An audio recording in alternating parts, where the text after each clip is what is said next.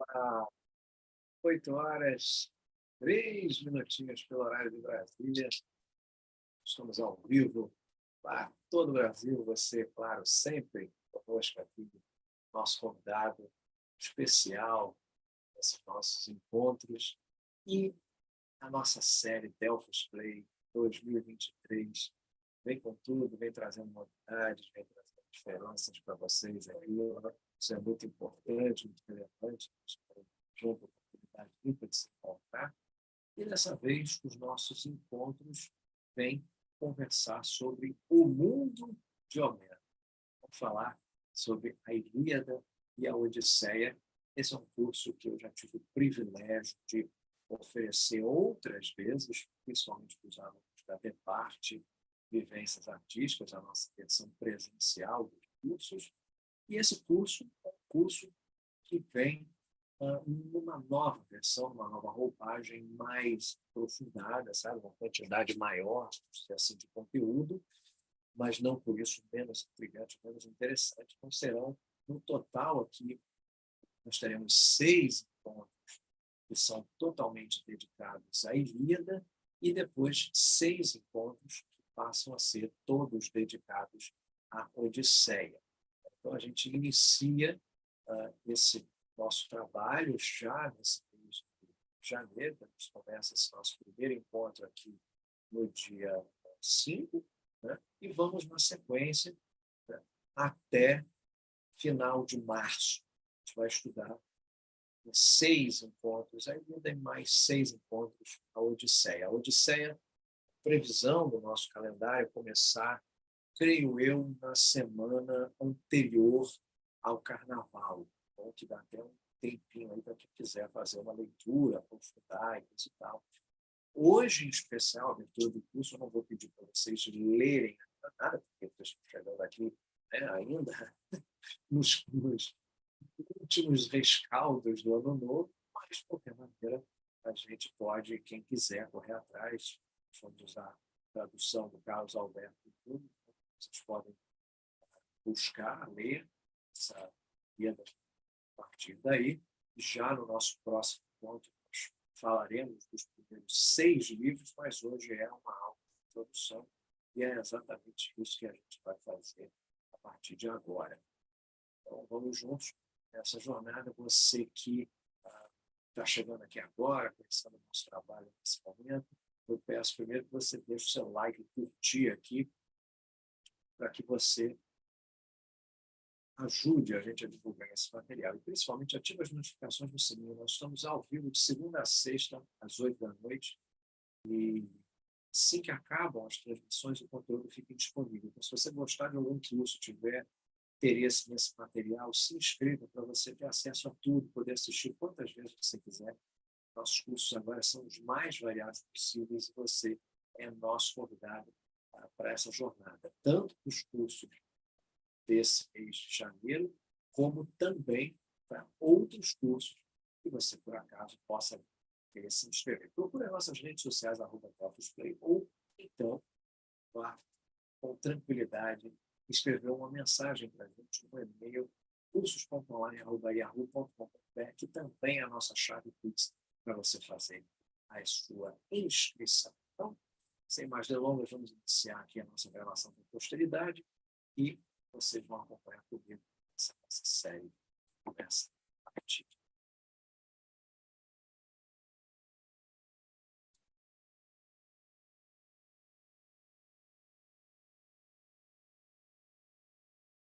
Olá, seja muito bem-vindo ao mundo de Homero, a Ilíada e a Odisseia. Mais um curso da Delphos Play que nós vamos juntos singrar pelos textos dos épicos homéricos. Vamos juntos ler a Ilíada e ler a Odisseia. Eu vou falar com vocês sobre os 2 grandes épicos da Grécia Antiga, tanto nominalmente a Ilíada e a Odisseia. E agora, nesse primeiro bloco, 3 coisas principais que eu quero fazer com vocês. Primeiro, falar sobre o que vem a ser a Ilíada e a Odisseia e por que ainda vale a pena ler essas obras depois de quase 3.000 anos delas terem sido criadas. Em segundo lugar, de saída, eu quero delinear a abordagem, a forma geral que esse curso vai assumir, para que você tenha uma ideia de onde eu estou planejando ir com vocês nesses encontros e como eu vou pretender abordar os dois grandes épicos. E, finalmente, ainda aqui nesse primeiro bloco, eu quero concluir fazendo um resuminho da Guerra de Troia, pano de fundo mítico para a narrativa da Ilíada e da Odisseia, história de fundo para esses dois épicos, que eles presumem que os públicos, né, os leitores, estão completamente familiarizados. E aí, no segundo bloco, a gente vai entrar na questão homérica, que é uma questão fundamental. Mas vamos por partes, não fica muito conteúdo, eu quero que vocês acompanhem isso a conta. Para a gente começar, como o meu primeiro ponto, que é a Ilíada, que é a Odisseia, e por que que os leitores modernos devem gastar tempo lendo essas obras.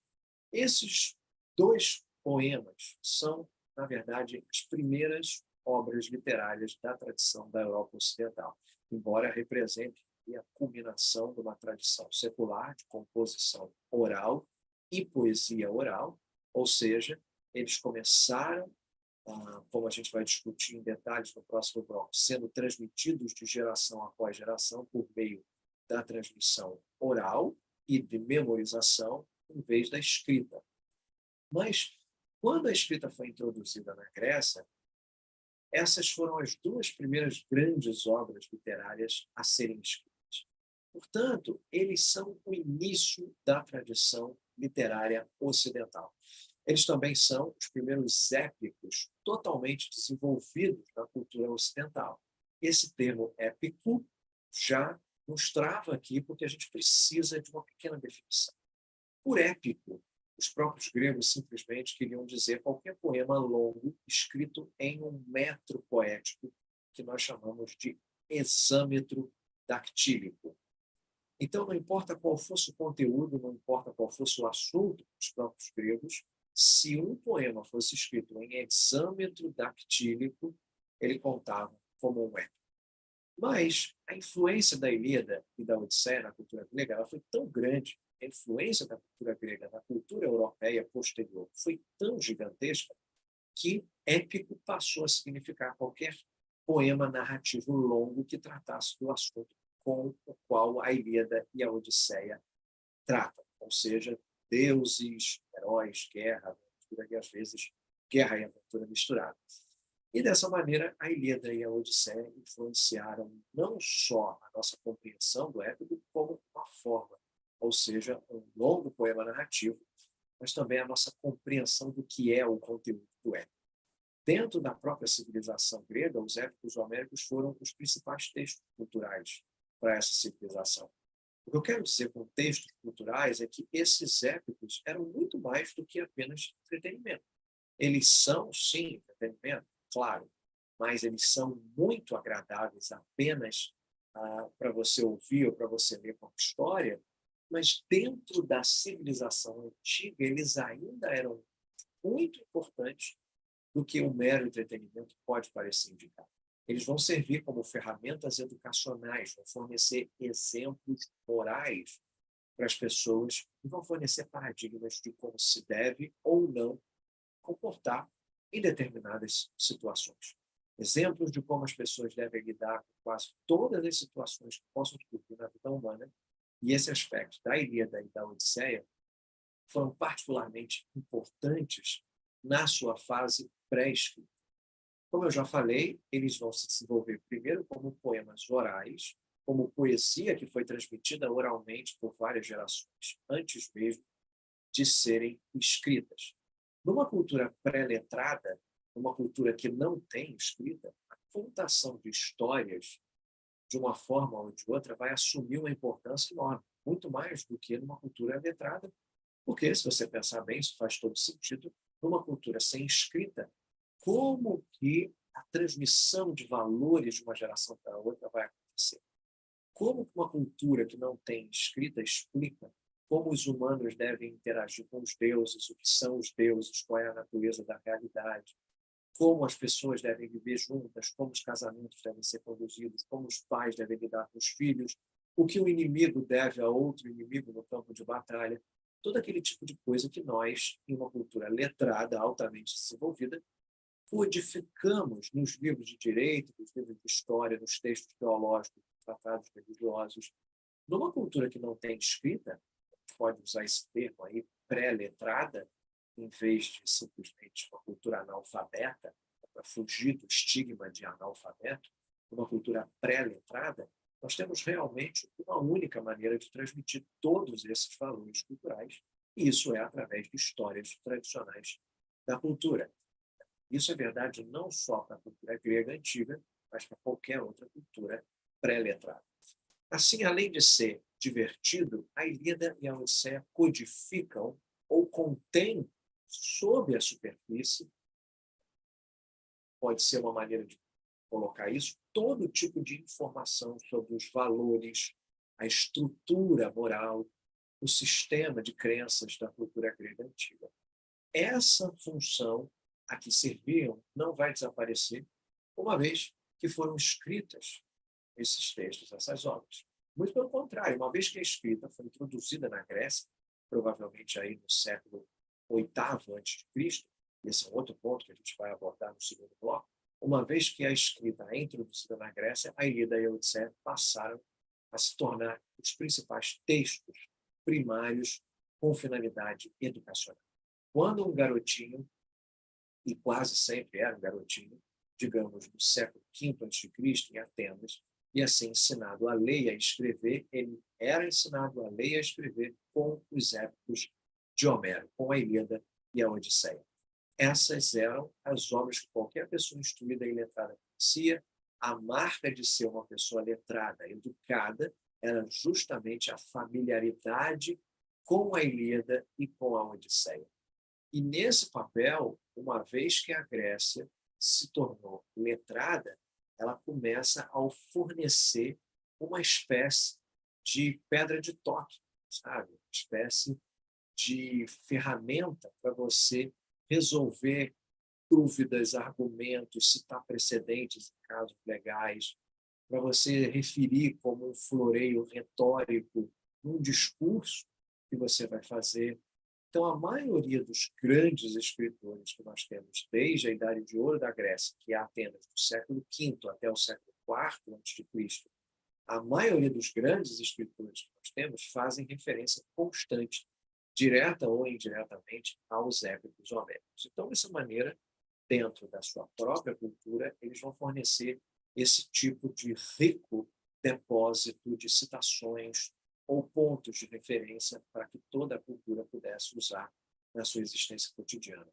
Mais ou menos como a Bíblia faz, ou pelo menos costumava servir de referência para a nossa cultura.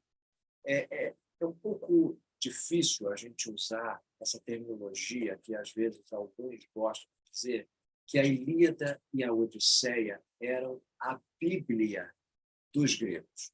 Isso é um problema, porque algumas suposições enganosas vão surgir daí e elas realmente não se aplicam.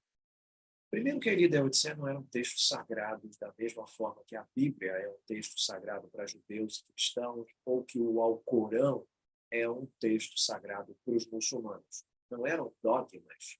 Não há nada na Ilíada ou na Odisseia que você tenha que acreditar para ser um bom zeusista, se é que a gente pode criar esse termo. Não são textos sagrados nesse sentido, mas eles eram um depósito, um portfólio, exemplos, precedentes que se assemelham à ideia da Bíblia na nossa cultura, mas apenas nesse aspecto. Eles se assemelham, digamos, a um Machado de Assis na nossa cultura nesse aspecto. Talvez essa seja, de uma forma, uma analogia melhor. Se você precisa de uma referência, você vai lá e traz uma citação, ou lembra de algum conto, algum romance de Machado de Assis.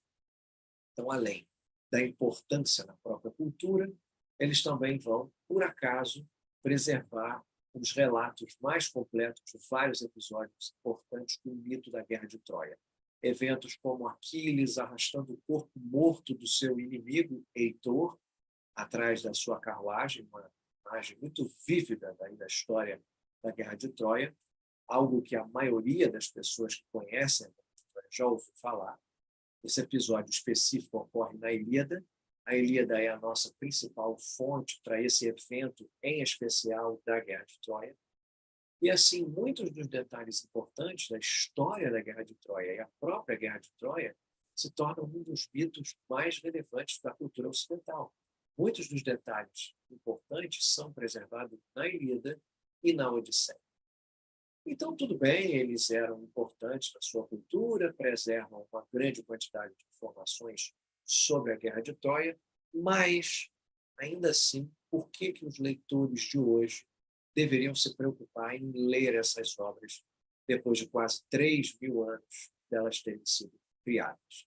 Né? Nós conhecemos a história da Guerra de Troia, por que nós vamos voltar à fonte e ver o que Homero tem a dizer sobre isso?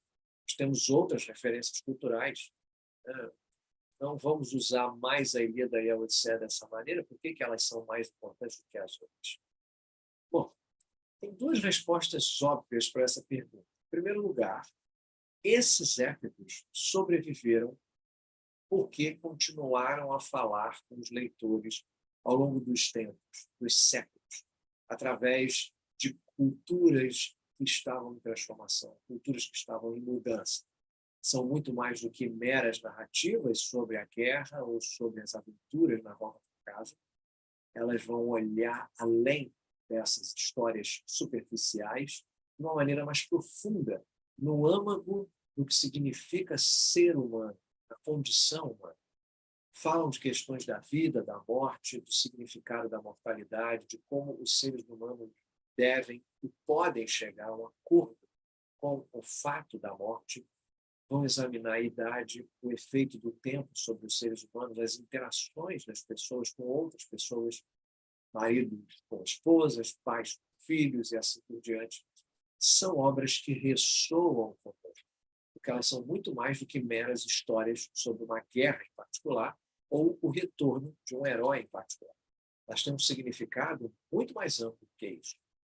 Então, se esses textos não tivessem continuado a falar com os seus leitores, se não tivessem continuado a ressoar num nível mais profundo do que a sua narrativa superficial poderia indicar, eles nunca teriam sobrevivido desde a antiguidade até hoje, em primeiro lugar.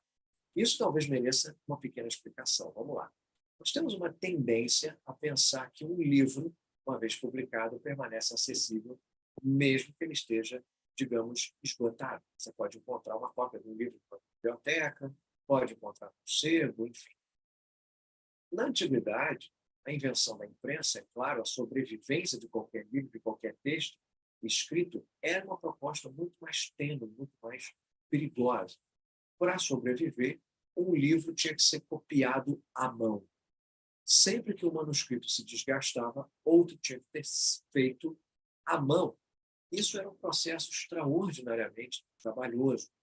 E é o fato de que a maioria das obras da literatura antiga, a maioria dos escritos dos grandes autores da Grécia Antiga e da Roma Antiga não sobreviveram. Nós perdemos praticamente tudo.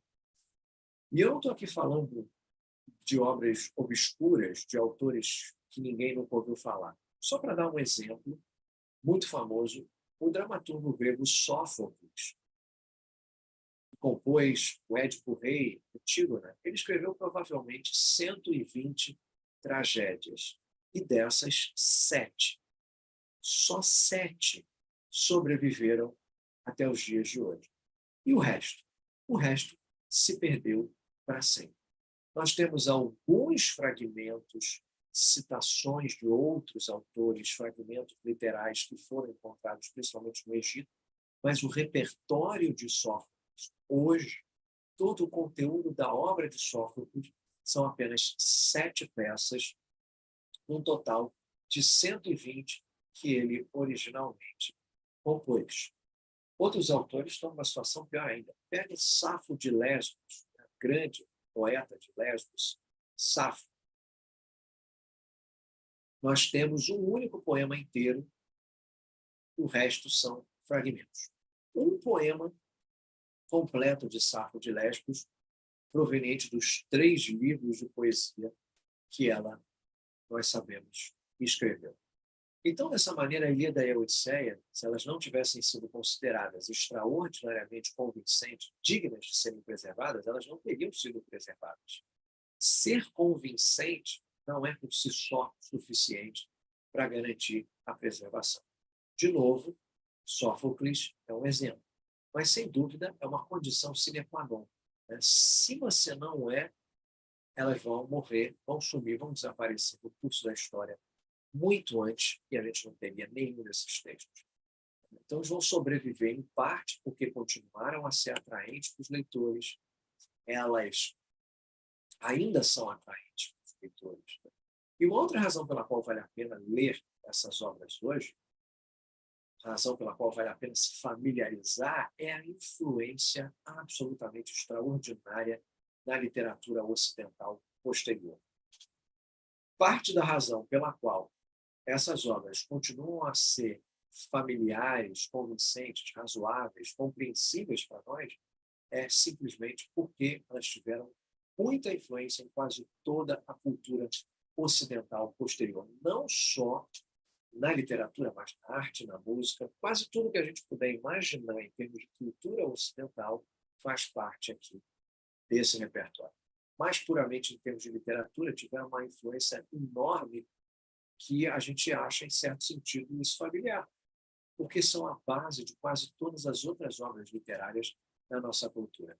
Então, além desses épicos, eu acho justo dizer que a única obra que teve mais influência na cultura ocidental posterior seria, de novo, a Bíblia.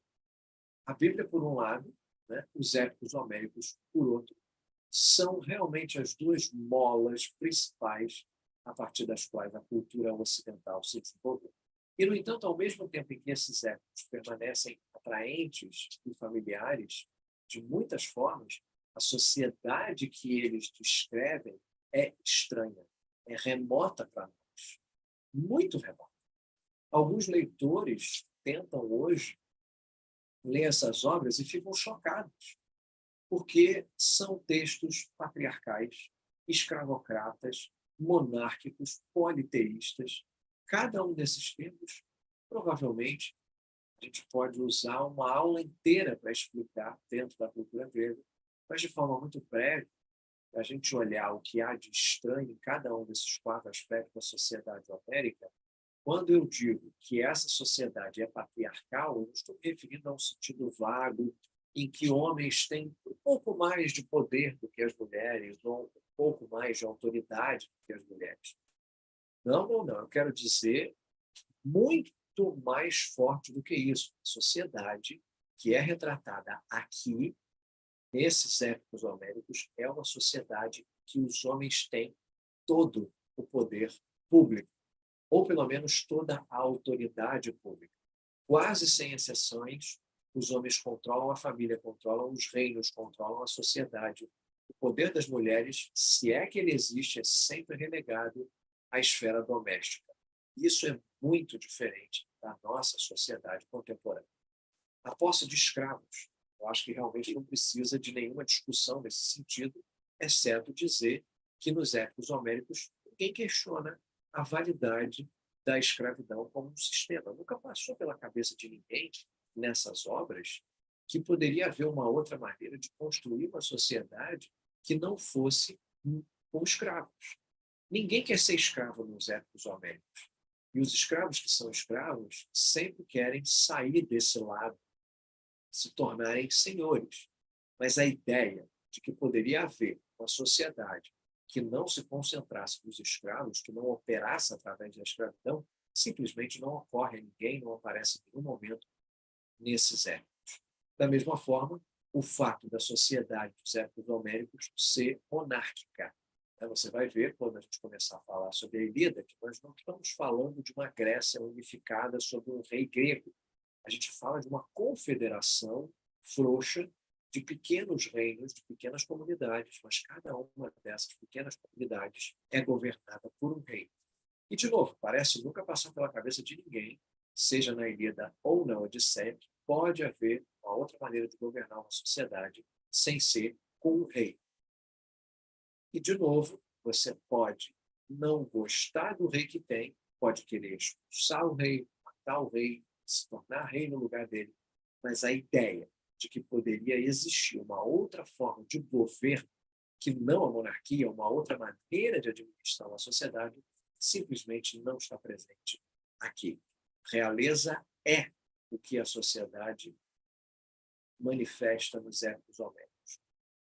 E, finalmente, de certa forma, essa talvez a diferença mais significativa para os propósitos do nosso curso, a sociedade retratada nos épicos homéricos ela é politeísta, ou seja, ela acredita em uma grande quantidade de deuses, centenas, milhares de deuses, se você contar todos aqueles deuses menores, donos de rio, nascentes, mata, assim por diante.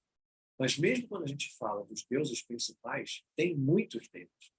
Essa é uma grande diferença entre a sociedade homérica e a cultura grega antiga em geral e a nossa sociedade. Na nossa cultura, a gente tem uma tendência a ser monoteísta. Mesmo que a gente acredite ou não, os ateus no Ocidente moderno, eles tendem a não acreditar em um Deus, né? E não em vários deuses. Olha, eu não acredito nos deuses, não, eu não acredito em Deus. Os agnósticos, eles não têm certeza se existe ou não um Deus. Os crentes, né, no Ocidente tendem a acreditar num Deus, mas quem nega, nega sempre o Deus monoteísta. Então, quase que inquestionavelmente, o Ocidente é monoteísta.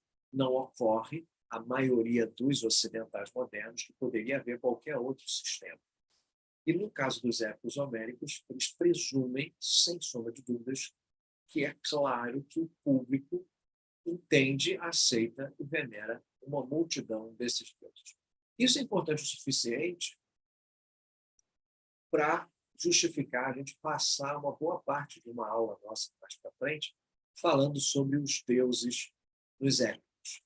Mas só para recapitular, nesse momento, no começo desse nosso curso, a sociedade que é retratada nos épicos homéricos ela é muito diferente da nossa por ser patriarcal, escravista, monárquica e politeísta. Então, essa sociedade é, e esses épicos são, para nós, ao mesmo tempo, familiares e estranhos, próximos e remotos. É a interação entre a especificidade da cultura que eles vão descrever, que é tão diferente da nossa, e a universalidade dos temas mais profundos que surgem nessas obras através dessa cultura estranha, e é nessa interação entre especificidade e universalidade que torna esses poemas tão atuais, tão interessantes, tão compensadores de ler e reler muitas vezes. A cada vez que a gente relê qualquer um desses épicos, a gente percebe alguma coisa que a gente nunca tinha notado anteriormente. A gente encontra algo novo. A gente pode até pensar assim, eu nunca vi isso aqui antes, eu já li essa obra 3, 4 vezes. Então, elas vão retribuir com releituras sem fim, e pode ter certeza que você lendo, relendo, mesmo com 100 anos, ainda vamos encontrar algumas coisas novas aqui nesses textos. Né? Então, eu espero ter feito aqui um argumento forte para a importância da Ilíada e da Odisseia, porque você deve se interessar por elas no pleno século XXI, quando elas foram escritas por volta de 1000 anos antes de Cristo. Eu quero falar brevemente sobre a abordagem que eu vou adotar nesse curso, o que a gente vai fazer nessas aulas que vêm pela frente, juntos, e eu quero fazer, na medida do possível, um exame cuidadoso, um exame detalhado de vários pontos, tanto da Ilíada quanto da Odisseia. Agora, é claro que é impossível falar sobre a maior parte ou sobre tudo. Falar sobre tudo o que a gente gostaria de falar. Não dá. Né? Não dá para falar tudo que eu queria e não dá para falar tudo que tem para falar. A gente pode levar tanto tempo quanto tivermos. Né? Se a gente tiver apenas 3 aulas para falar da Ilíada, vamos falar da Ilíada em 3 aulas. Se a gente tiver 6 aulas, vamos falar em 6 aulas, e no final das 6 aulas a gente vai querer muito mais. Se a gente tiver um ano inteiro de curso para falar sobre a Ilíada, um ano inteiro de curso para falar sobre a Odisseia, e assim, quando chegasse no final, a gente ia ficar frustrado porque muitas outras coisas nós não tivemos tempo de abordar. Então, claramente, 6 aulas para a Ilíada, 6 aulas para a Odisseia, não tem como eu dar cabo de todos os pontos principais que eu gostaria aqui. Mas eu vou tentar tocar nos destaques de cada um desses livros, e especialmente naquelas cenas que trazem à tona as questões temáticas mais amplas às quais eu já me referi. Então, as nossas aulas vão abordar os épicos de 3 ângulos principais. Em primeiro lugar, a maioria das nossas aulas vai incluir uma pequena sinopse do enredo da sessão relevante. A leitura essencial de cada aula vem dos próprios épicos. Então, quando nós chegarmos ao final do curso, se você fizer a leitura que eu indico ao final de cada aula, você vai ter lido toda a Ilíada e toda a Odisseia. Agora, eu sei que alguns de vocês provavelmente estão ouvindo essa aula no carro, no caminho de casa, no caminho do trabalho. Eu sei disso. Nem sempre é conveniente fazer as leituras antes de ouvir as aulas. Nem sempre é conveniente ler os livros depois das aulas. Eu sei que muita gente vai passar por todas as aulas sem ler a Ilíada e a Odisseia. Para você, não fique triste. Eu estou aqui para sintetizar, fazer um resumo na medida do possível. Eu vou fazer muito resumo da trama para que a cada nova aula você possa acompanhar os pontos que eu estou apresentando, mesmo sem ter tido a chance de realmente ler aquela parte dos livros. Então, quando necessário, eu também vou discutir a formação cultural, termos, conceitos, ideias que são aí importantes para a gente entender o que está acontecendo naquele momento do épico. Mas o público moderno não necessariamente ia saber de alguns detalhes, é por isso que, de vez em quando, eu faço parênteses para explicar. Por exemplo, na próxima aula, quando a gente começar a falar sobre a Ilíada, eu vou passar um bom tempo desenvolvendo 2 conceitos gregos. O conceito de kleos, que muitas vezes é traduzido como glória, e timé, que muitas vezes é traduzido como honra. Então, temos que falar de glória e de honra para explicar o que esses conceitos impactam na ira de Aquiles, que é o assunto maior da Ilíada.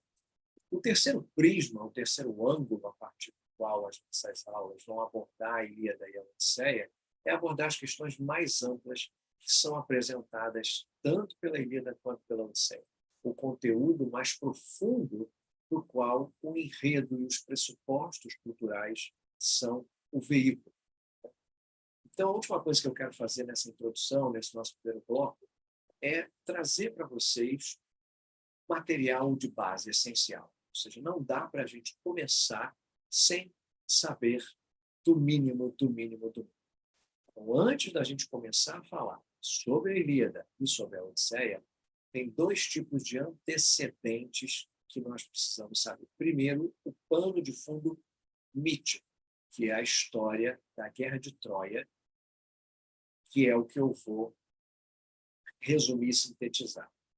E depois, no segundo bloco, eu vou discutir o pano de fundo poético desses épicos e a questão de como eles vieram a ser compostos quando foram escritos. Mas, por enquanto, vamos começar a pensar no panorama mítico da história da Guerra de Troia. Esses 2 poemas, a Ilíada e a Odisseia, esses 2 épicos, eles contam episódios da Guerra de Troia, que é a lenda ou o mito mais famoso, mais importante, como você quiser chamar, da literatura grega e da literatura romana. É chamado mito da casa de Atreu. Talvez da literatura ocidental posterior, da própria cultura do Ocidente. É a história da grande guerra entre uma força expedicionária grega e o povo de Troia, localizado no canto noroeste da Turquia atual, que oferece um material aí narrativo não só para a Ilíada e para a Odisseia, mas também para a Eneida de Virgílio, para muitas das tragédias gregas que a gente estudou e vai estudar em outros cursos, e várias obras posteriores que nós já vimos. Quem fez a minha série sobre a Divina Comédia de Dante sabe do que eu estou falando. É importantíssimo saber a história da Guerra de Troia. Quem fez a nossa série sobre a Eneida, mais ainda, tem essa consciência. Agora, uma coisa que muitas vezes surpreende as pessoas que não leram ainda, não tiveram a ocasião de ler a Ilíada e a Odisseia, é descobrir o quão pouco da narrativa real da Guerra de Troia está presente nesses dois épicos. Por exemplo, Aquiles não morre na Ilíada. O cavalo de Troia não aparece na Ilíada. Troia não é saqueada na Ilíada. O que a Ilíada, então, faz? Ela vai relatar eventos que ocorrem num período breve durante o último ano da Guerra de Troia.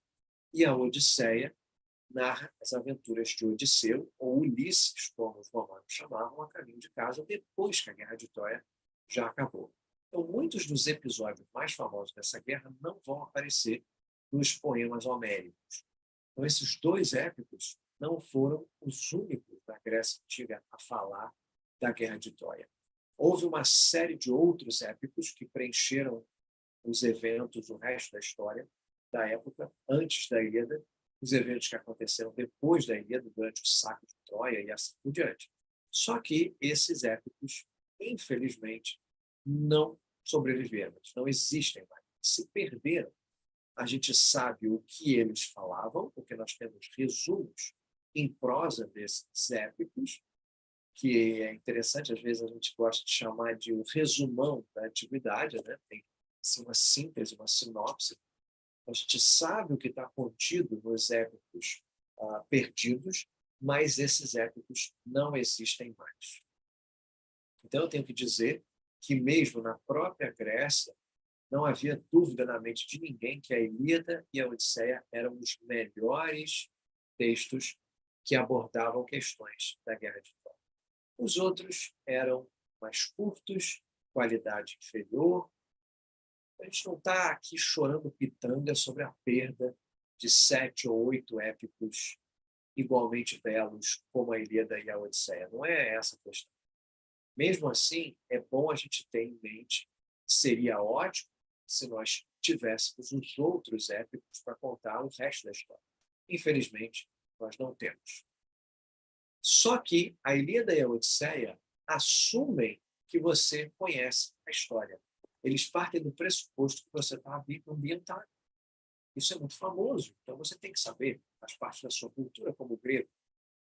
Então, claramente, eles vão se referir a vários episódios da história da Guerra de Troia que não fazem parte da narrativa, presumindo que o público conhece, no mínimo, alguns elementos básicos. E quais são os elementos básicos que nós temos que conhecer, já que eu não sou grego, sou um leitor do século XXI e quero aprender? Eu te conto e você, se quiser depois, pode dar play nesse ponto do vídeo, onde eu faço a síntese daquilo que eu não posso deixar de saber antes de começar a ler a Ilíada e a Odisseia.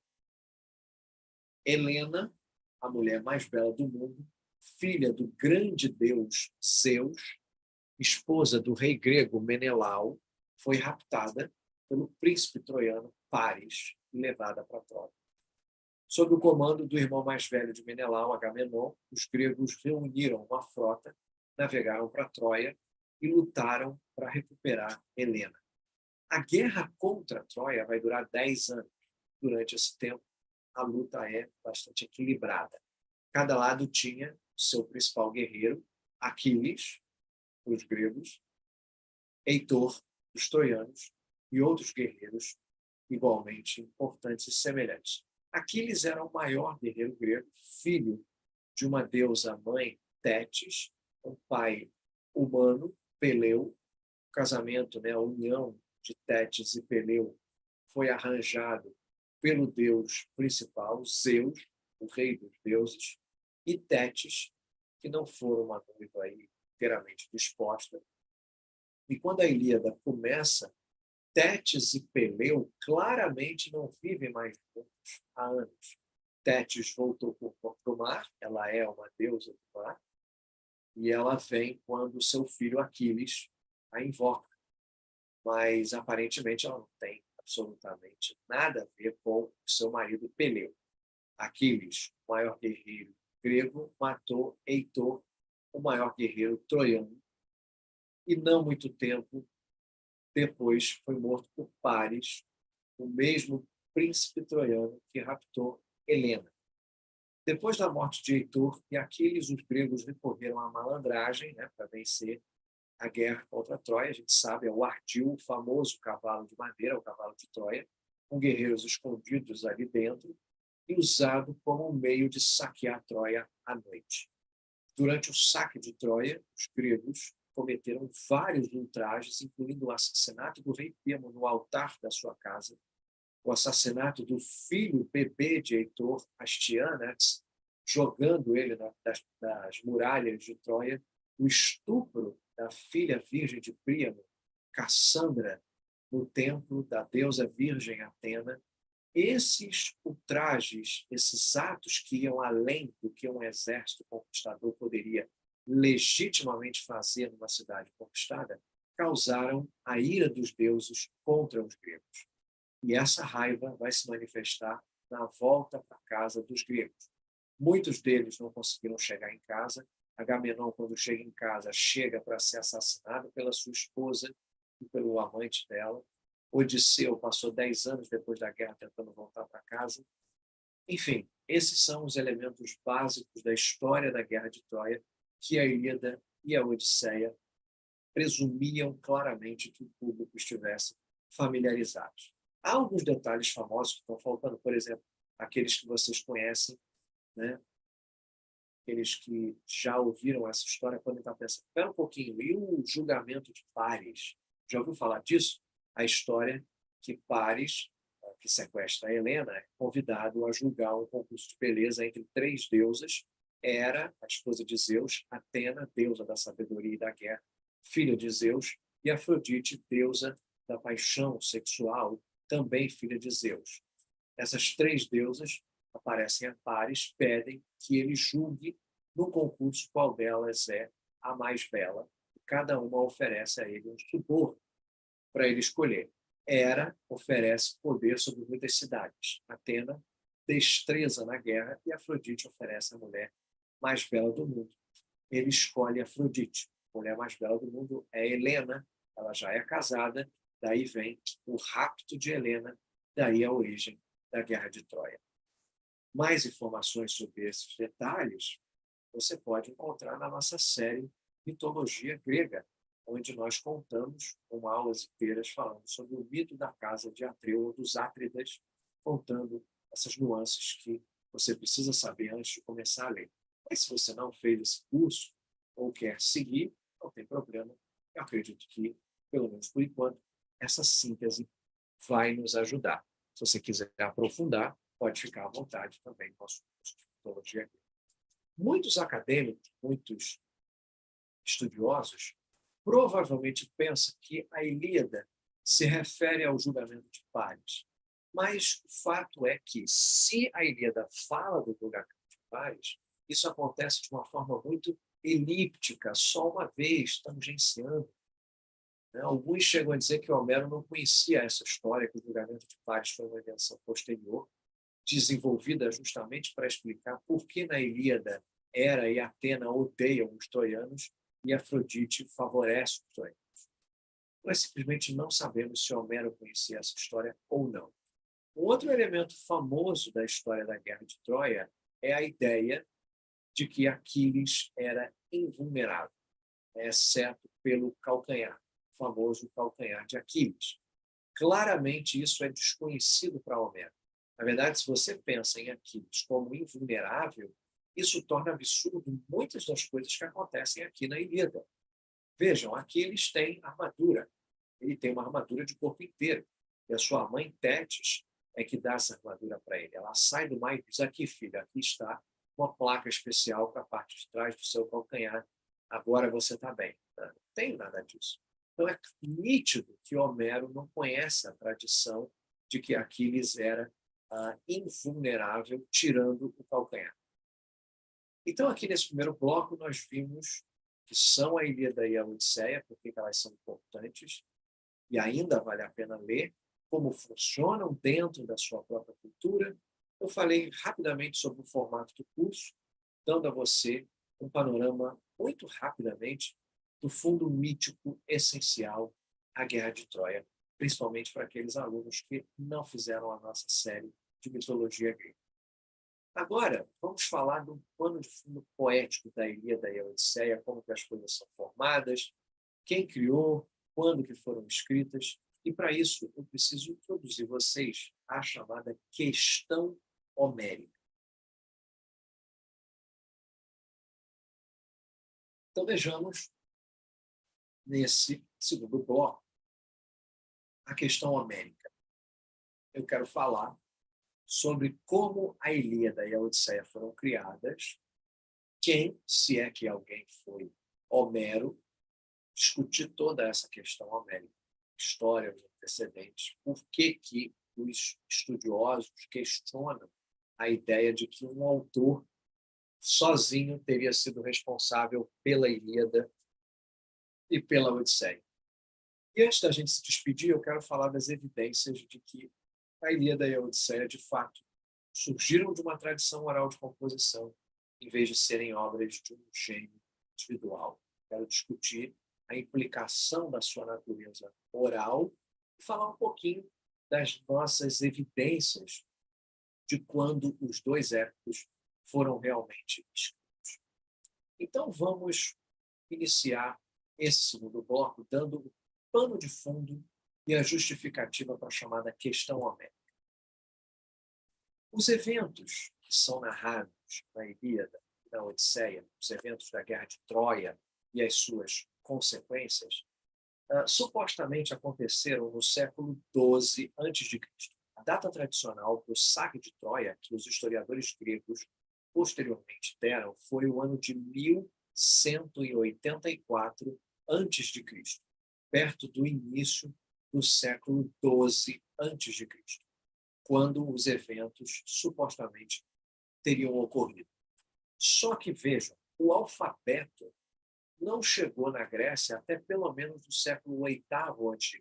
Então, nós temos um intervalo de cerca de 400 anos entre os eventos que são retratados e o período em que esses épicos são escritos. Então, a pergunta óbvia é como, quando e por que essas histórias passaram a ser escritas? Por que Homero, se alguma vez existiu essa pessoa, escolheu escrever sobre esses eventos que aconteceram 400 anos antes do momento em que ele está vivo? E como é que ele sabia o que ele tinha para escrever tanto tempo depois?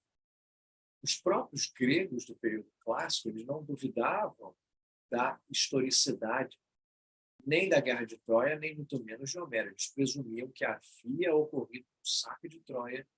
Como eu disse, a data mais frequentemente assumida é 1184 a.C. Da mesma forma, os gregos do período clássico supunham que a Ilíada e a Odisseia tinham sido escritas por um único poeta, a quem eles chamavam de Homero.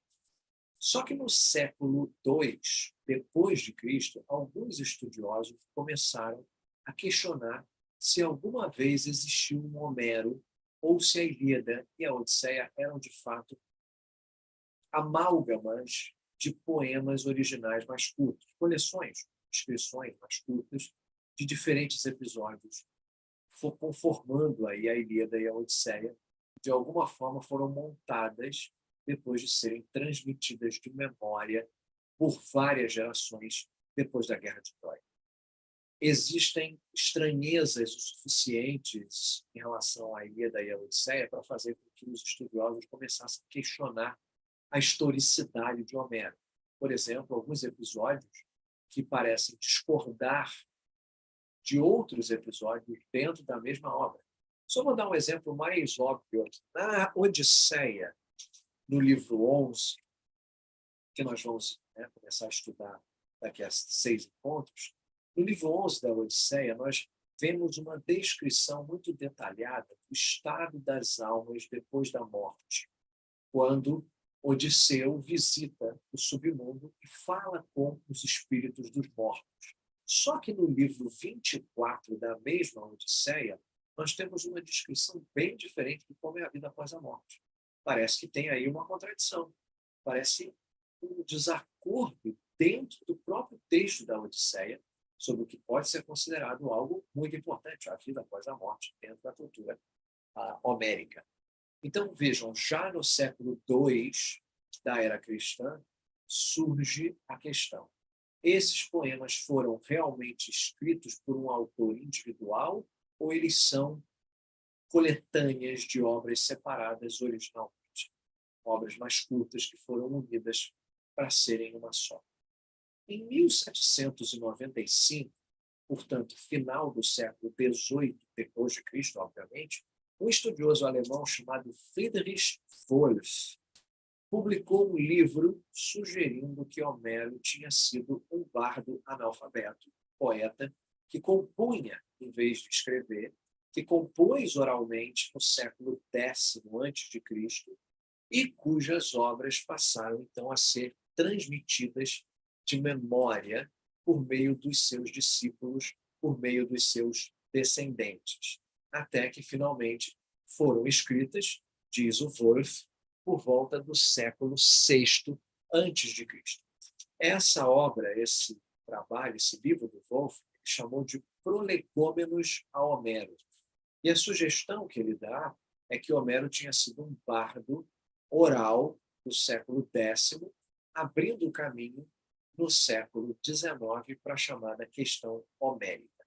Em resumo, a questão homérica é a seguinte: a Ilíada e a Odisseia são obras criadas por um gênio poético que pensou essas obras no começo, meio e fim, colocou na ordem que elas estão agora, desenvolvendo os personagens, ou um autor, né, na Ilíada e a Odisseia, que, na verdade, pegou várias obras curtas, sem ter um único autor real para cada uma delas, e as organizou da maneira que nós temos, talvez modificando alguns detalhes para preencher as lacunas.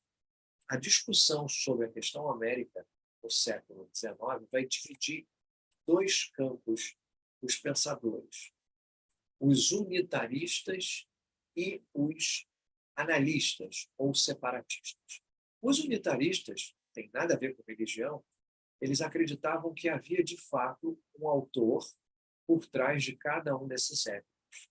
Então, eles viam os épicos tão bem organizados, tão ricamente detalhados, com uma caracterização tão convincente, que pensaram que cada uma dessas obras simplesmente tinha que ser o produto de um intelecto orientador, norteador, uma mente criativa que, de fato, eles achavam, né, que era Homero, por falta de um nome melhor para essa figura. Alguns unitaristas chegavam a pensar que tinha um autor para a Ilíada e outro autor para a Odisseia. Portanto, aí dois Homeros em vez de um só. Mas isso é um detalhe menor dentro dos unitaristas. O ponto principal é que eles pensavam que cada épico era a criação de um autor individual, fosse o mesmo indivíduo para ambos os épicos ou não. Já os analistas, ou os separatistas, como o próprio nome indica, vão argumentar que os poemas poderiam ser analisados ou separados em obras originais, individuais, muito mais curtas, e que elas se tornaram compilações reunidas, muitas vezes sem habilidade, em algum momento posterior, depois que as canções originais haviam sido compostas. Como eu disse, esse é um debate que se alastra por todo o século XIX, pelo menos entre ali os círculos de estudiosos de Homero. Durante todo o século XIX ele continua e parece não ter uma maneira real de decidir isso. Os unitaristas acharam absolutamente óbvio que os épicos dessa grandeza, dessa beleza, desse alcance, complexidade e riqueza só poderiam ter sido criados por um gênio e eles não poderiam existir como um mero amálgama, uma mera coletânea de cantos curtos aleatoriamente reunidos. Os analistas achavam igualmente evidente que esses conglomerados, esses amontoados de vários cantos mal conectados, inconsistentes, mal organizados, não poderiam ser obra de um gênio individual. Em outras palavras, você escolhe o seu time se você era um unitarista ou se você é um separatista no século XIX. Porque não há uma maneira, pelo menos não parecia, de resolver essa questão. Era uma questão, em grande parte, de temperamento e atitude que um acadêmico, um estudioso de Homero poderia ter em relação aos poemas. Na década de 1920, portanto, no início do século XX, a situação muda, porque há um jovem estudioso de Homero, um estadunidense chamado Milman Parry, e ele, em 1928, publicou uma pesquisa que parecia demonstrar de uma forma bastante conclusiva que a Ilíada e a Odisseia estavam fundamentadas numa tradição oral, que elas eram o culminar de uma tradição oral em desenvolvimento, em andamento, em vez de ser a criação de um gênio poético. O argumento do Parry, a evidência do Parry, parecia demonstrar que muitos poetas, ao longo de muitas gerações, trabalharam numa tradição oral usando as mesmas formas de dicção poética, as mesmas cenas de um repertório, de um estoque, o mesmo enredo e, o mais importante, aquelas mesmas expressões fixas que Parry chamou de fórmulas. Eu já vou falar de fórmulas num instante, mas eu preciso esclarecer um detalhe aqui. À primeira vista, pode parecer que Parry está falando a mesma coisa que o Friedrich Wolff disse antes, né?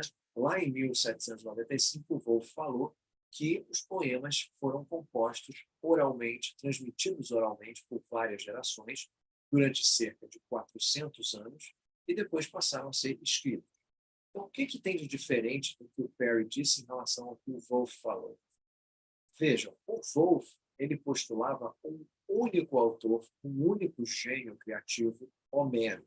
O argumento do Wolff era que o próprio Homero era analfabeto, que tinha composto os poemas mais ou menos como nós os temos, de forma unificada, e eles foram, então, memorizados e transmitidos, e talvez alguma mudança, alguma corruptela tenha acontecido nesse processo, alguns pedaços, partes que foram adicionadas, outras partes que foram ficando de fora, mas, basicamente, existiu um Homero que pensou esses poemas sozinho, mas os criou sem o benefício da escrita. O argumento de Parry era bem diferente. O Parry disse que nunca houve Homero, nunca existiu um Homero que criou esses poemas. Ao contrário, esses poemas foram criados ao longo do processo de tradição oral, geração após geração, que esses vários poetas diferentes usariam, como eu já disse, os mesmos blocos de construção poética para falar sobre os mesmos episódios da Guerra de Troia, para falar sobre outros episódios também.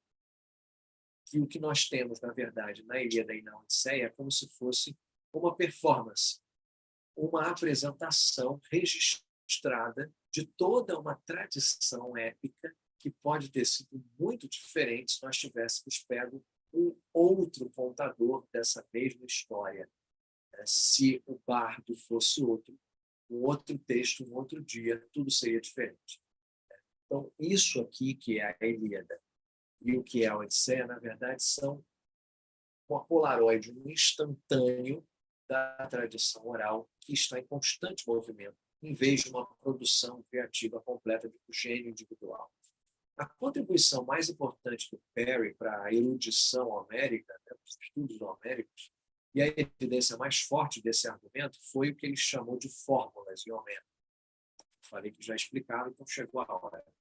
Para tentar tornar essa definição de fórmula o mais breve, o mais concisa possível, o que o Parry quis dizer com fórmula, a maneira como ele definiu fórmula era, abre aspas, um grupo de palavras que é regularmente empregado sob as mesmas condições métricas para expressar uma dada ideia essencial, fecha aspas.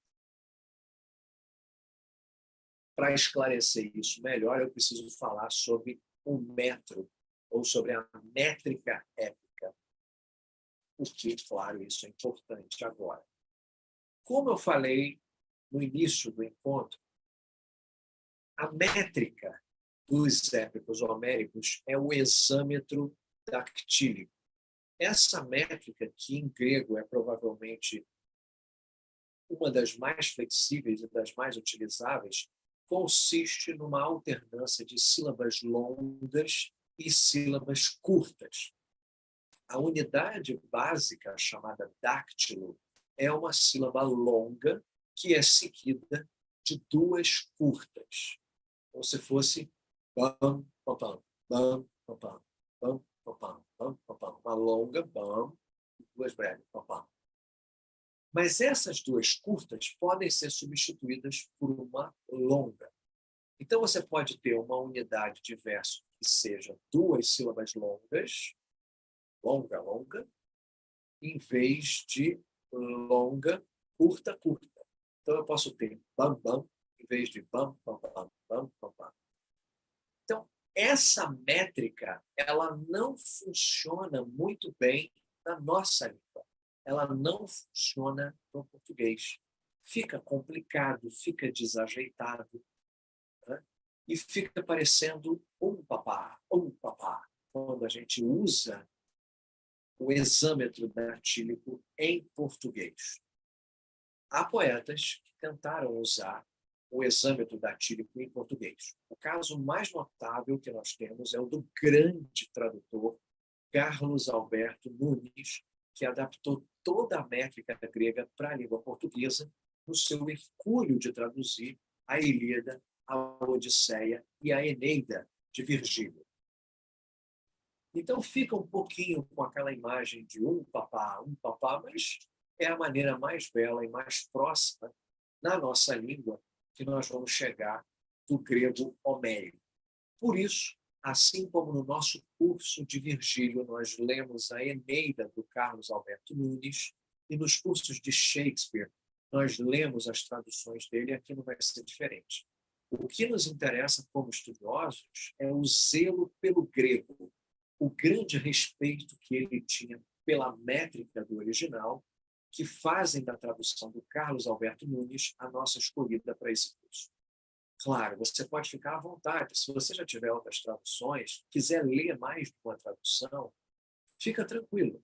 Mas, desde já, estamos combinados que eu vou usar aqui a tradução do Carlos Alberto Nunes no curso.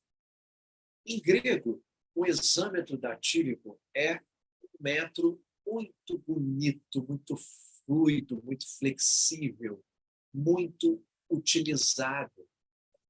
A ideia aqui ela é muito interessante, muito ávida, e nós temos que levar isso em consideração. Eu não tenho ambição que vocês fiquem craques no grego, mas eu tenho sim ambição, pelo menos, de mostrar para vocês como que isso se desenvolveu ou se desenvolveria dentro dessa métrica, dentro dessa linha, né, dos textos, do aspecto textual. Então, eu quero que, só para vocês terem uma noção, terem uma ideia de como a estrutura se desenvolveu, eu chamo a atenção de vocês para esse fenômeno que é a métrica grega original. E como é que nós vamos observar isso? Claro, é através da leitura do chamado proêmio, o início do texto que reforça a natureza absolutamente sem igual dessas características do grego moderno e da sua estrutura, da sua conformação. O proêmio é, como nós chamamos, o início desses épicos. Todo épico ele vai se iniciar na forma de um proêmio. São os primeiros 11 versos. Nós não precisaríamos, de fato, falar de todos os 11 versos, mas nós podemos, só para a gente ter uma ideia, só para a gente ter uma noção, demonstrar um pouco das características iniciais desse texto, dessa obra, ou a forma como ela se manifesta, né? Então, eu posso mostrar a vocês, pelo menos uma parte aqui do texto, e aí a gente tem uma noção razoável de como essa estrutura se manifesta dentro do texto do épico homérico. Então, vou mostrar aqui para vocês no meu vídeo um trechinho, né? Só o inicinho para a gente observar. Vou colocar aqui no nosso vídeo para a gente ver juntos. Então, olha aí está o início, né, da brincadeira. A gente pode juntos pensar essa métrica grega para tentar, eventualmente, descobrir algo dessa forma. Menem aeden thea, pelea deo acheleos, ulomenem remuria haloes algeetheke, polas tictimos psuchas aidi, proiaxis, error onatus torreloria, tel que conhecem, oianoi, te passim, teos te peleo do bulei. Então, essa é uma ideia, só para a gente entender. Mesmo que você não leia, não domine o grego, pelo menos você vai ter um fundamento, uma base para apreciar essa métrica. Então, você tem que, nesse momento, me desculpe a falta de alternativa que eu te dei, mas você precisa confiar na minha palavra que a métrica grega ela é absolutamente bela, flexível, funciona muito melhor em grego com essa alternância de sílabas longas e curtas do que, por exemplo, no português. Então, o exâmetro datílico funciona muito melhor em grego do que funciona na língua portuguesa. Então, esse é um fundamento, um rudimento que a gente tem que levar em consideração, tem que pensar juntos, né? E o que Perry, dentro desse caminho, vai descobrir, o que ele vai fortemente perceber, é exatamente a teoria das fórmulas, que, para simplificar, foi aplicada em muitas situações diferentes da epopeia homérica, quando um herói é mencionado pelo nome. Aquiles, Heitor, Paris, Menelau. Quando um deus é mencionado pelo nome, sempre eu tenho um adjetivo associado a esse nome. Nós chamamos isso de epíteto. Epíteto é como comumente esses heróis são referidos, não necessariamente importante para o contexto, mas é importante para a métrica. Eu explico, vai ficar mais fácil. Dando um exemplo. Se Homero quer se referir a Heitor no final de um verso, e Heitor é um nome fantástico para você terminar um verso exâmetro datílico, porque eu tenho duas curtas, né? Heitor, então eu posso fazer uma longa e Heitor como breve. Então, se ele quer se referir a Heitor no final de um verso, ele precisa de 3 batidas antes de Heitor, porque o Heitor são 2 breves. Então, ele vai chamar Heitor de Paidimos Hector, ou seja, glorioso Heitor. Mas se ele precisa de 5 batidas antes do nome de Heitor no final do verso, ele vai chamar de Koruthaios Hector, que quer dizer Heitor do capacete brilhante. É um dos epítetos mais famosos de Heitor, porque ele vai fazer Koruthaios Hector. Entende? Ele consegue fazer 5 e depois 2. Então, nós temos a característica essencial do argumento de Perry, porque Heitor não vai ser chamado de Heitor do capacete brilhante nos momentos em que é importante ele ter um capacete reluzente.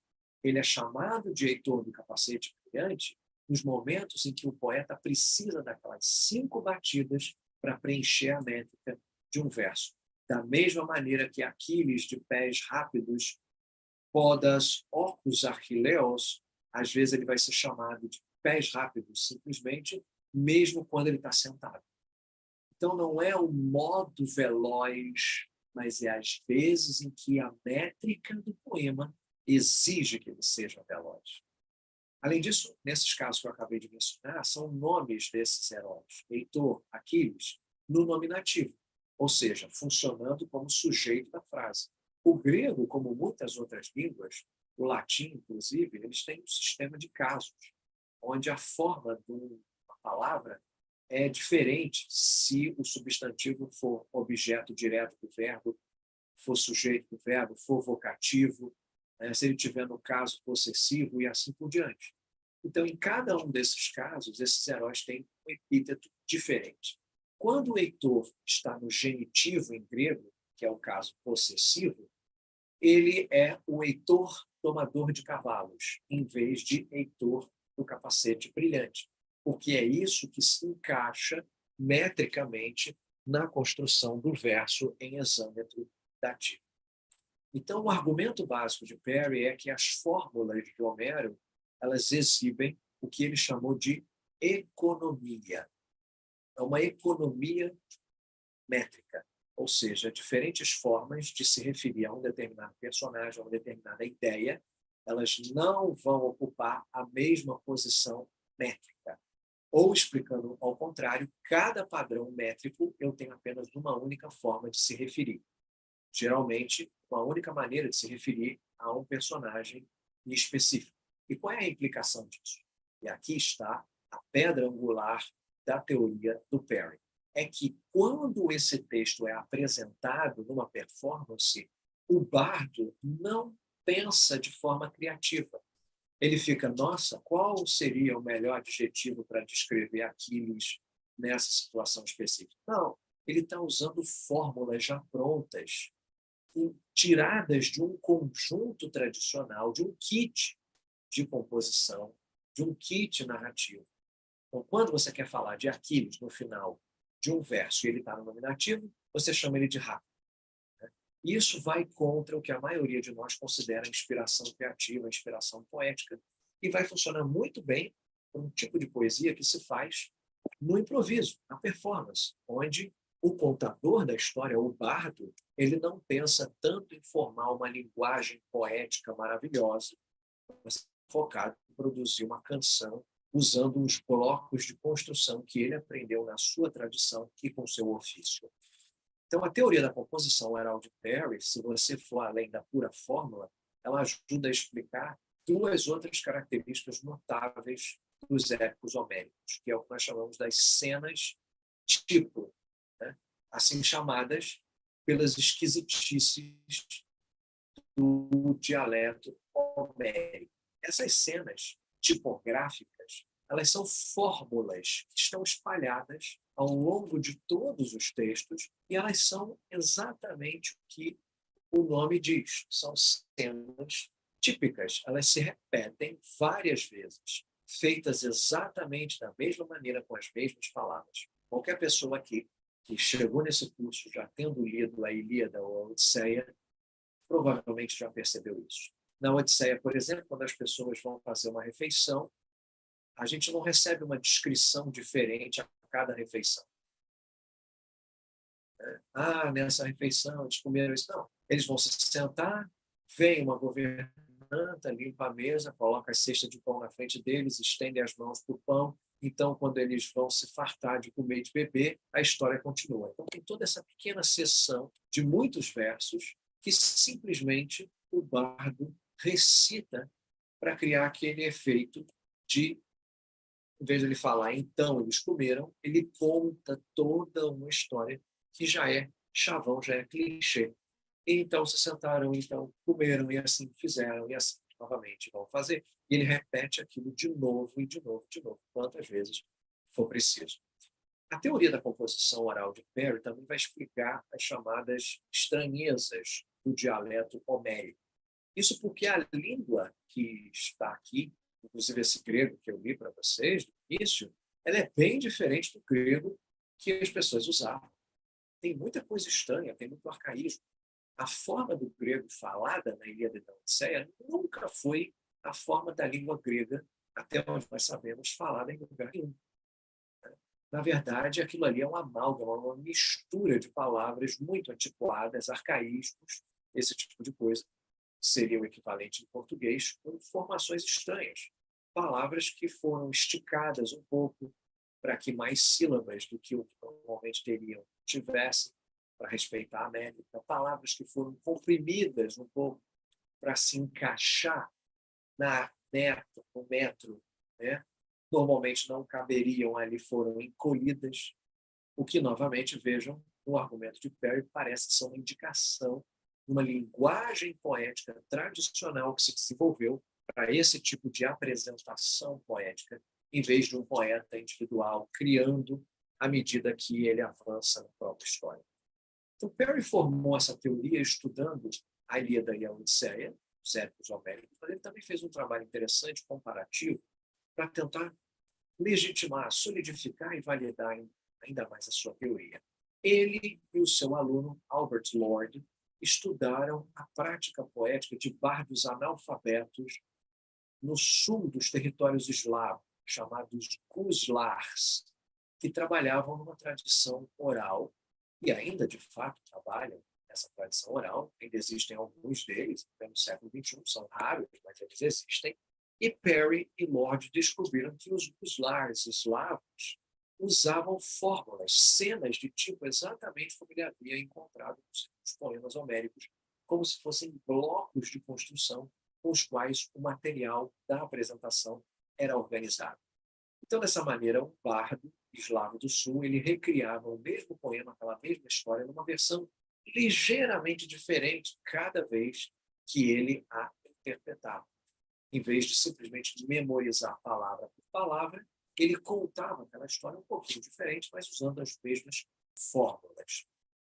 E esse talvez seja o ponto mais importante do que muitas vezes é chamada de hipótese Perry-Lord, sobre como os poemas homéricos foram criados.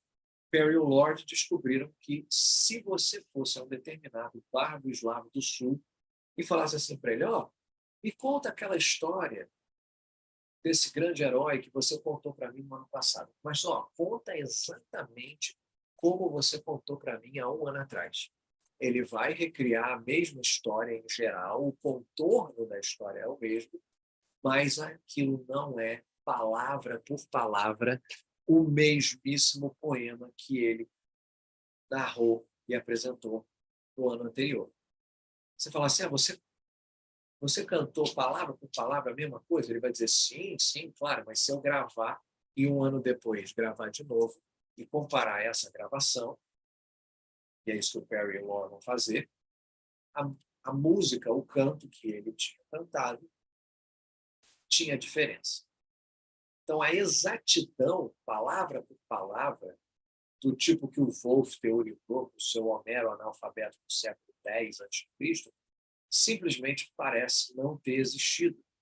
Parece não ter uma tradição que funciona em torno desses grandes blocos de construção, de cenas tipográficas, de fórmulas e assim por diante. É bem parecido com os repentistas, e as nossas tradições no Brasil, herdadas até do medievalismo galego-português, dos improvisadores musicais, que hoje têm entrada até no funk, no rap e no hip hop.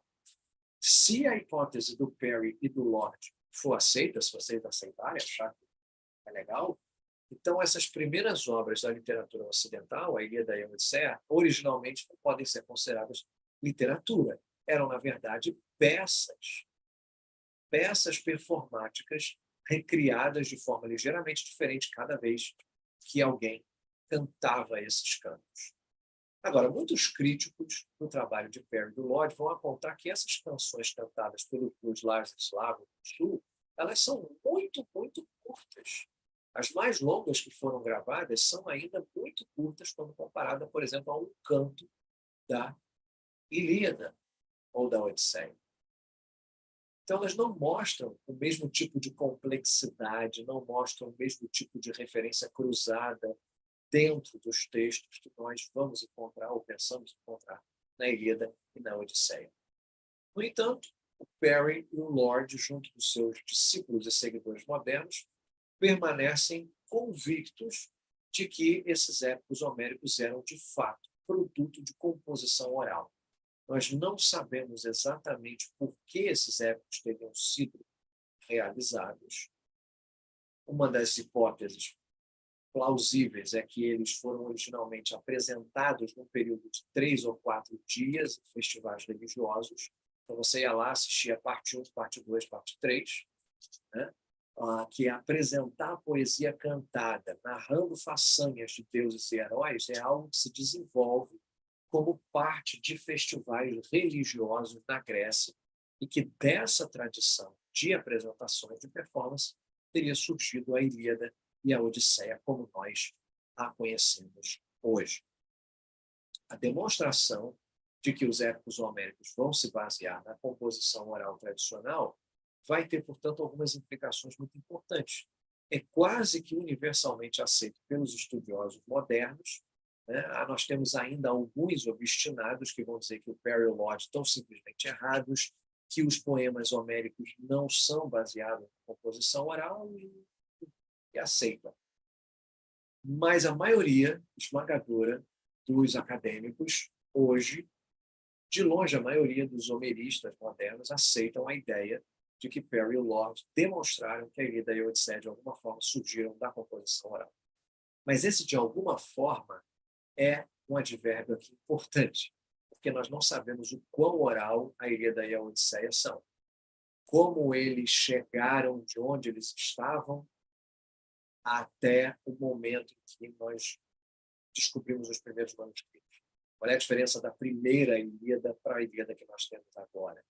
Então, alguns estudiosos vão dizer: nunca existiu um Homero, que é inapropriado você falar de Homero, que nunca existiu esse poeta, que os épicos, como nós os temos hoje, na verdade, são versões de uma apresentação de material tradicional que se tornou canonizada por ter sido escrita em algum ponto inimaginável no espaço-tempo, por algum motivo que nós não sabemos.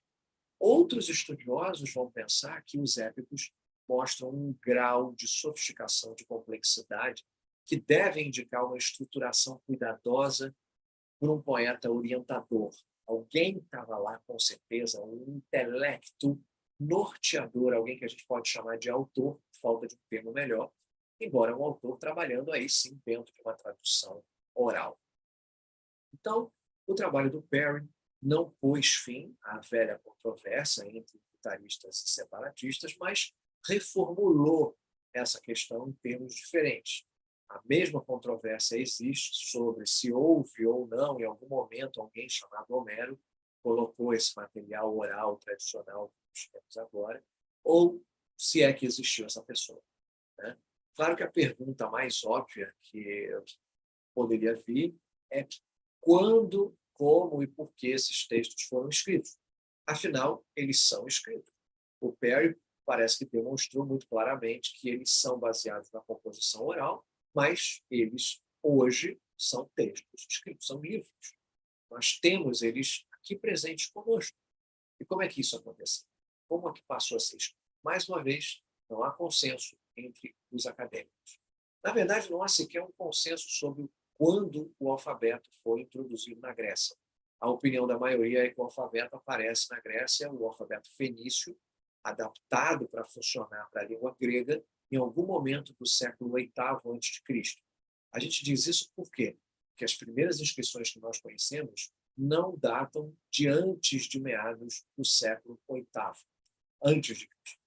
A maioria dos estudiosos pensa que o alfabeto foi introduzido em algum momento no século VIII, embora alguns vão dizer que é um pouco antes, outros sugerem um pouco mais tarde, mas não há consenso absoluto sobre quanto tempo depois que o alfabeto apareceu na Grécia, a Ilíada e a Odisseia foram escritos. Mais uma vez, a maioria pensa que deve existir pelo menos um lapso de algumas décadas entre a nova tecnologia, aspas, da escrita, ser aplicada para as coisas cotidianas, principalmente comércio, e ser aplicada para escrever poemas.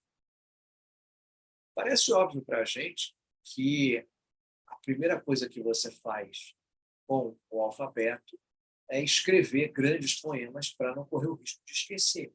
Mas não podemos eliminar a noção de que essa é uma cultura em que os poemas são transmitidos oralmente. E desde que eles foram criados, assim eles foram transmitidos. Então, a nova tecnologia da escrita não iria, por si só, motivar imediatamente as pessoas a começarem a escrever poesia. Então, a maioria dos acadêmicos pensa que deve ter havido um lapso de várias décadas entre a introdução do alfabeto e a escrita desses épicos. Alguns, ao contrário, vão pensar que o alfabeto foi adaptado para a língua grega com o intento de escrever e botar no meio permanente os épicos homéricos. De novo, não há consenso. Há também, e esse provavelmente é o ponto mais importante aqui, não há um consenso absoluto sobre quem escreveu, como escreveu, por que escreveu. Várias possibilidades. Existe a possibilidade de dizer que esses são textos orais ditados, que assim como os guslaves eslavos do sul tocavam um gravador do Milman Parry e do Albert Lord, então em algum momento alguém sentou com um rolo de papiro e começou a escrever o que Homero estava recitando para ele. Essa é uma possibilidade, mas muitas pessoas, muitos acadêmicos têm dificuldade em imaginar esse processo. Escrever em papiro é um negócio lento, é confuso, ele teria que recitar muito devagar para que isso funcionasse. Muitos estudiosos acham difícil esse processo funcionar. Outros vão dizer que um bardo, trabalhando na tradição oral, aprendeu a escrever especificamente para poder escrever esses épicos. A maioria das pessoas sérias acha que isso é improvável, porque os bardos, como eles são da tradição oral, eles tendem a desprezar a escrita. Qual é o sentido disso? Então, se eu sou um repentista, para que eu preciso necessariamente escrever? Não tem sentido. Meu trabalho é o repente, o trabalho é a voz, é a fala. Então, parece improvável que alguém que é um mestre da arte da composição oral, de repente, vai se sentir motivado a aprender a escrever para isso. Alguns estudiosos vão postular uma espécie de meio termo, onde o Homero, completamente analfabeto, compõe a Ilíada e a Odisseia, criações que são transmitidas oralmente, memorizadas palavra por palavra por seus sucessores, até que a escrita se torna bem sedimentada, bem estabelecida. Ou seja, é a posição do Wolff, novamente com algumas adaptações para se adequar à hipótese do Parry Lord. A gente provavelmente nunca vai saber o processo exato pelo qual esses poemas foram transcritos, não a menos que a gente encontre algum protodiário de alguém dizendo: olha, eu aprendi a escrever na semana passada para poder escrever a Ilíada e a Odisseia hoje. Isso não parece muito provável. Nós dificilmente vamos saber exatamente o que aconteceu. Há uma antiga tradição de que o tirano ateniense Pisístrato teria encomendado um texto fixo dos épicos homéricos em Atenas no século VI a.C. Vários acadêmicos tomam essa teoria, essa fala da antiguidade como um fato pré-estabelecido. Então, sim, temos que presumir que Pisístrato, o tirano ateniense, reuniu bardos que ainda atuavam na sua época, comparou as versões que cada um dava da Ilíada e da Odisseia e escreveu o texto base que hoje se tornou o nosso texto fixo. Infelizmente, a primeira menção dessa chamada recensão pisistrática está no autor latino Cícero, Marco Túlio Cícero. É Cícero o mais antigo, nós temos registro que fala sobre isso. E Cícero é do primeiro século antes de Cristo. Pisístrato viveu no sexto século antes de Cristo.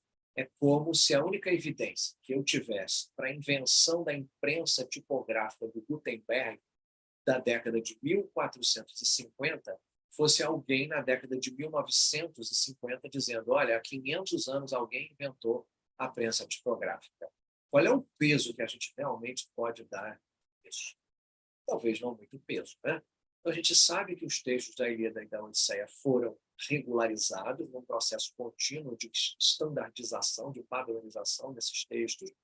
Esse processo acontece do século V ao século II a.C., lá no Egito, na grande biblioteca de Alexandria, onde alguns dos maiores estudiosos da antiguidade trabalharam e dedicaram a sua atenção aos textos homéricos. Os estudiosos alexandrinos iniciaram a tradição da erudição homérica e da crítica textual, que é uma tradição que continua até os dias de hoje, e provavelmente foi lá, em Alexandria, que cada um desses épicos foi dividido em 24 cantos, 24 livros padronizados, ou rolos de papiro, que têm um tamanho mais ou menos padrão. Qual é a nossa opinião aqui no curso sobre isso? Olha, para simplificar, ao longo desse curso, eu vou falar Homero, vou falar o bardo como se fosse uma pessoa tenha sido ou não. Né? Eu não quero toda vez que eu mencionar Homero, eu tenha que dizer, claro, se é que existiu essa pessoa, e talvez não tenha existido, vocês sabem, eu estou falando isso desde agora, então, para facilitar, para efeitos de simplificação, eu vou dizer Homero, Homero, Homero. Então, seja quem for que compôs aquele pedaço que nós estamos estudando, essa pessoa vai ser chamada de Homero para facilitar. A abordagem aqui geral, ela pode ser um pouco mais unitária do que analítica. A gente presume que os épicos, de fato, mostram uma caracterização rica, uma correspondência detalhada para trás e para frente no enredo, uma estrutura intricada, em suma, elementos de uma construção que apontam para, pelo menos, se não um único autor, mas um grupo de autores que atuavam juntos, compositores, sabe, de um estilo único.